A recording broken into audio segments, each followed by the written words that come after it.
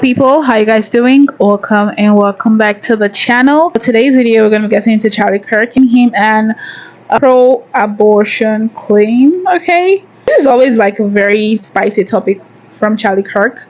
You see, transgenderism, transsexualism, pro-abortion. These three topics are always really hot and spicy. I really hope she has something sustainable to share with us today. All right, so with no further ado, people, let's just hop right into the video. Hi, my name's Kiana. I'm not here to change your mind or anything. I'm just mostly here to ask, why do you believe that abortion has become such a political and dividing issue in specifically the last few years? Well, the repeal of Roe versus Wade, for sure, is one of the reasons.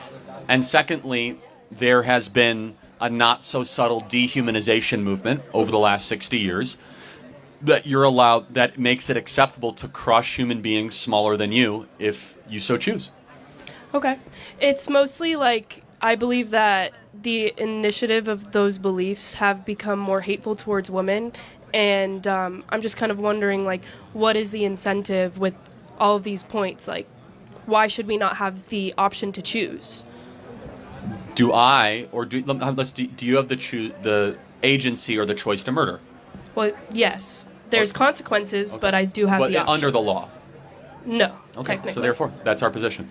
Well, not necessarily. It's more so in the aspects of when, the mother's life is in danger and, those special circumstances, why can we not have those options in those situations either? Because no one is inherently going out saying, I just want to kill babies. That's not anyone's point here. Well, yeah. It's more so the point you of... You should look at a Planned Parenthood ad. I mean, that's basically what they do. But so less than half of 1% of all abortions have to do with rape, incest, or life of the mother. 99.5% of all abortions have to do with just a form of birth control.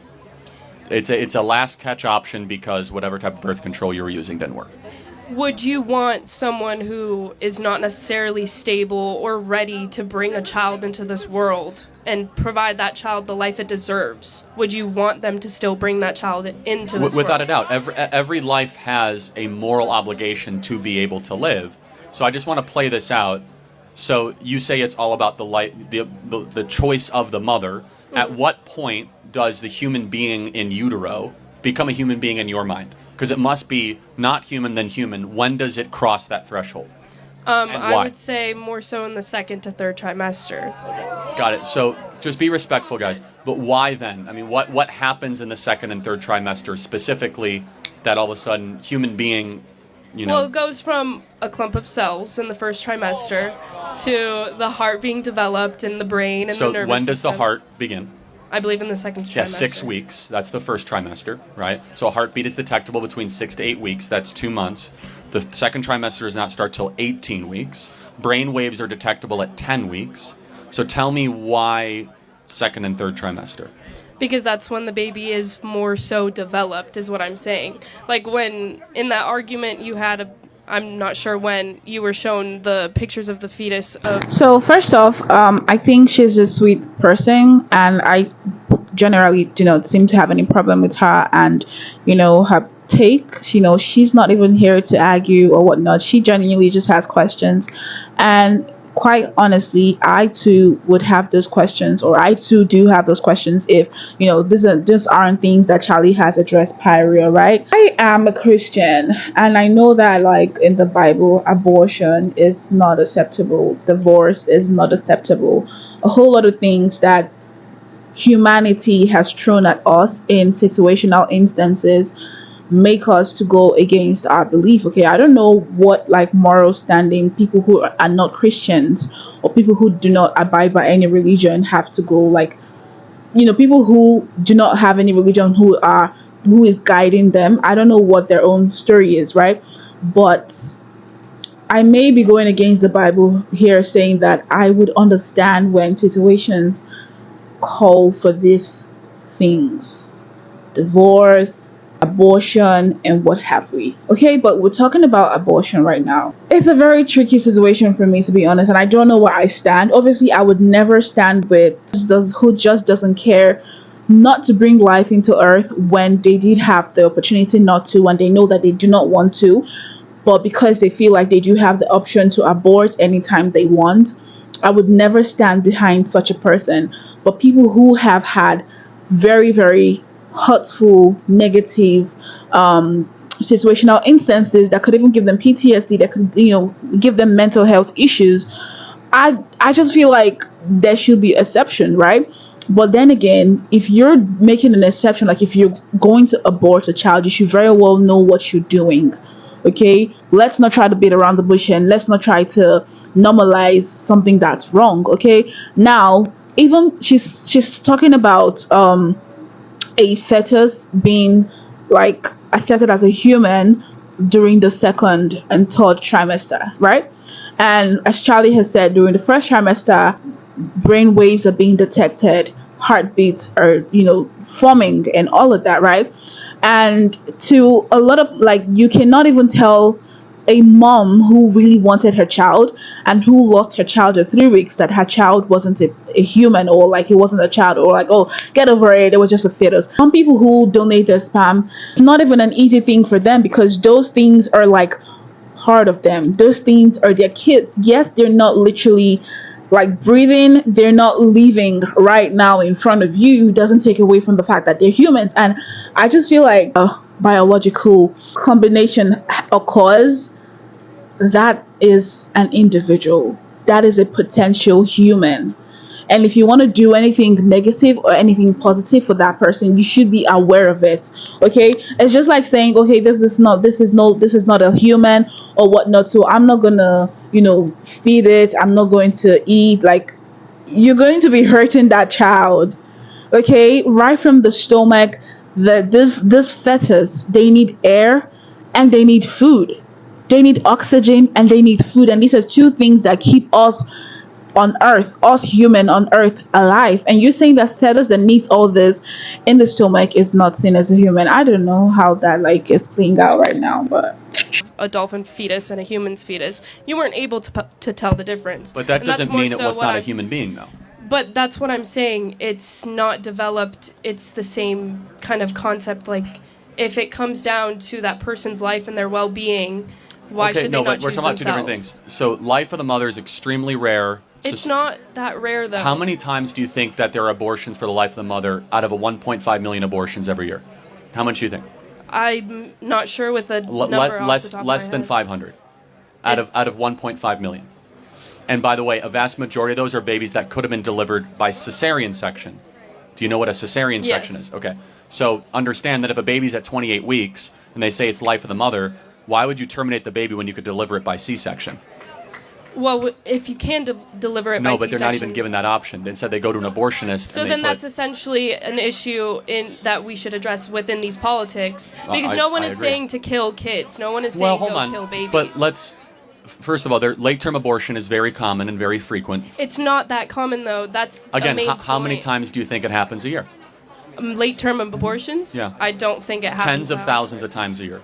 You can't say that Tens when of it thousands comes of to the times. life of the mother... But I am curious, though, just more, because you said about well-being. Mm-hmm. Why should any person be able to terminate another human being if you feel as if your well-being will be jeopardized? Why should I be able to terminate someone in this audience if they're going to get in my well-being way? No, By what moral that's But no, but completely- apply a universal moral standard to the abortion argument and help me understand it.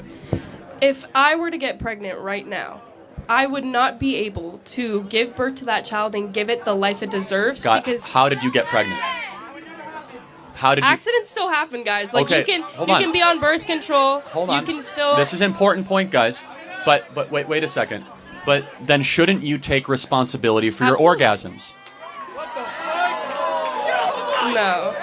So let me be clear that you want to have all the fun but none of the responsibility. No, that's not what I'm saying. I'm saying accidents still happen. No, of course. And you know what happens when accidents involve other human beings?